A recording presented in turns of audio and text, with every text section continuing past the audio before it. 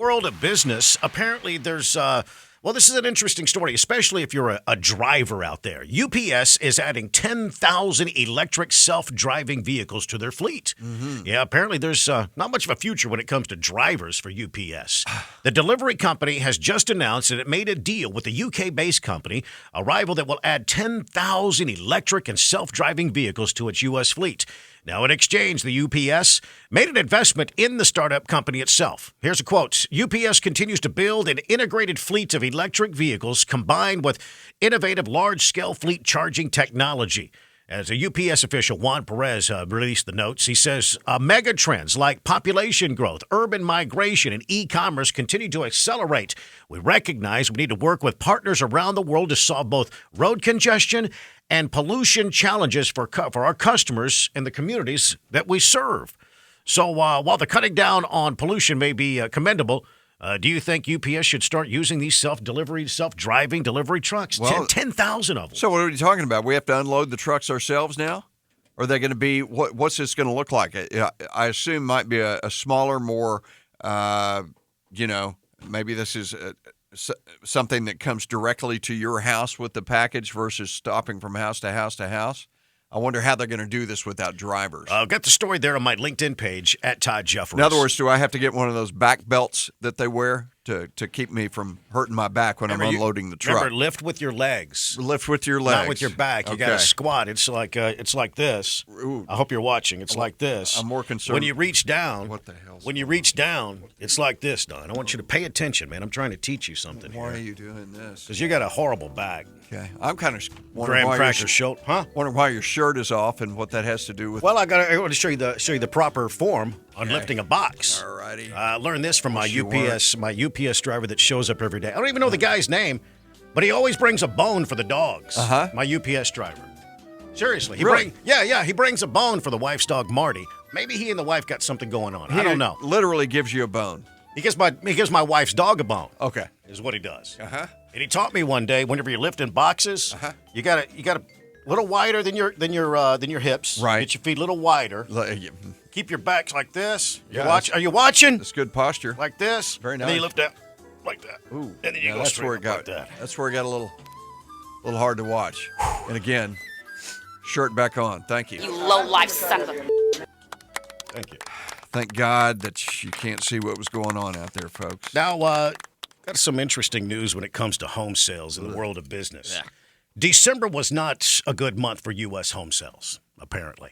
The number of pending sales, which measure signed contracts, dropped 4.9%, while the supply of homes hit an all-time low. Yeah. Now, despite the fact that December tends to be the slowest month of such sales anyway, we got Christmas. People are traveling. Everything's on hold. People are busy. Yeah.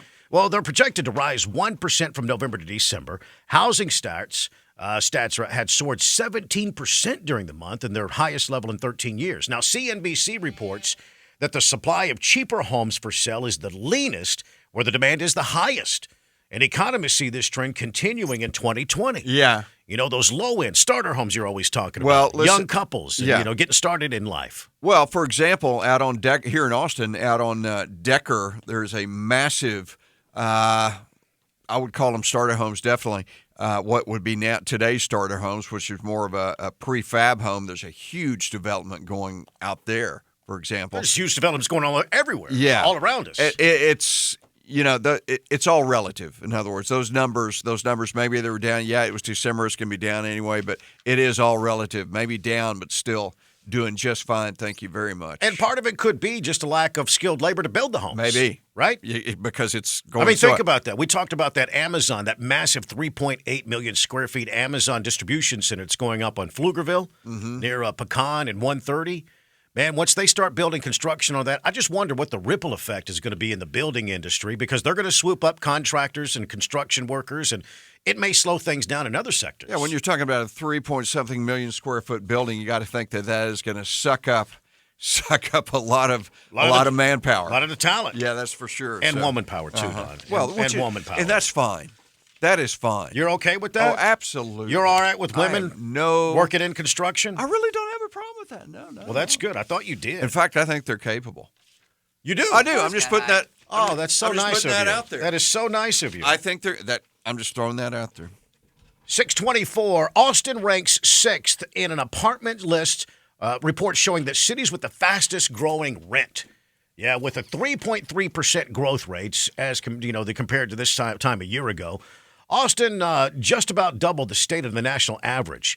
Apartment list Chris Salvetti. Here's what they say is what they're seeing in this slowing. It's a really hot economy right now and still adding a ton of jobs, and there isn't really any signals that you're going to see that kind of reverse in the near term. Yeah, Salvatore says Austin area also still holds on to a broad appeal, noting that all of their users looking for apartments in Austin, 72% are living outside the city.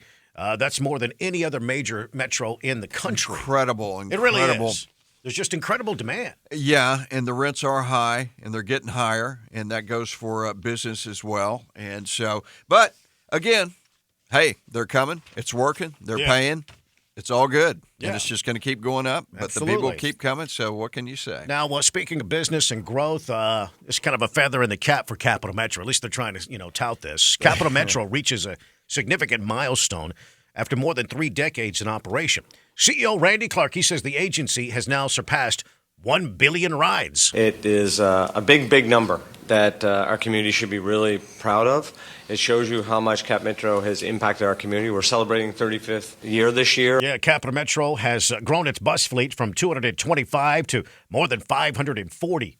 Now, the number of rides given in the first year of operation was 8 million, and last year it topped 31 million. Okay. Now, they do a lot of free rides now. And the money they receive from sales taxes and all kinds of taxes here and there has continued to just incredibly grow over the years. We heard the numbers with Gerald Daugherty, the Travis County Commissioner, last week. But they still have their same percentage of riders from the very day one that we created Capital Metro. Same percentage. They haven't grown. Gerald, the only guest we've ever had that actually brought in charts to a radio show. But it showed it very clearly. Yes, this is a very impressive number. But what it all comes down to is I'm not sure that it means just a heck of a lot. I'm not sure what kind of difference it's making. I'm not sure that it's helping our traffic. But you know what? It is an impressive number, so we'll help them celebrate. Let's give them today. I appreciate the positive assessment. You just scratched to the surface. I'm sorry. Great job, man. No, that was good. It was you had to dig deep for that. A lot of people would have a tough time saying something positive about Capital Metro. Well, I'm a long way from it. Again, I'm someone who's never seen a Capital Metro even near full. I hear it's out there like Bigfoot. Keep People saying have that. seen it. I know. You got to go look for it. You're not around some of the busy routes. So, you just don't know. You've never been on a bus. No, as I understand it helps some people out there. All right. And bless their hearts. I know. It is 6:27 here on the Todd and Don Show. Stay with us. Coming up in tech news, Google search data reveals people think the coronavirus is related to the Corona beer. We'll explain. The Todd and Don Show. Todd Jeffries here. The new year is upon us, and you may have some big decisions to make. One of the easiest decisions should be, who is your roofer going forward into the future? I would choose Kangaroof, and you should choose them as well. Led by Scott and Stacy Feller, Kangaroof's professionalism, their training, their expertise, they make this whole process very easy. This is not their first rodeo. In fact, they've been on top of more homes than anybody else in Central Texas. They have a specialized staff member to help you with the insurance claims. They make it very easy. Warranted materials, guaranteed workmanship from start to finish, and you will be impressed. We're about to go into the spring, storm season here in Texas, and you may need a roofer. You probably don't need one until you need one, right? So everything's fine for you right now, but when a storm rolls through, and maybe you have some damage or you're just not sure, reach out to Scott and Stacy Feller, the owners and operators of Kangaroof. They're going to be here for the long haul, even after they're done. They want to be your roofer for life, so they're going to do things right every time. You can find them online at kangaroofaustin.com. You can give them a call. All the information there on their website. They're going to hop to it. It's kangaroofaustin.com.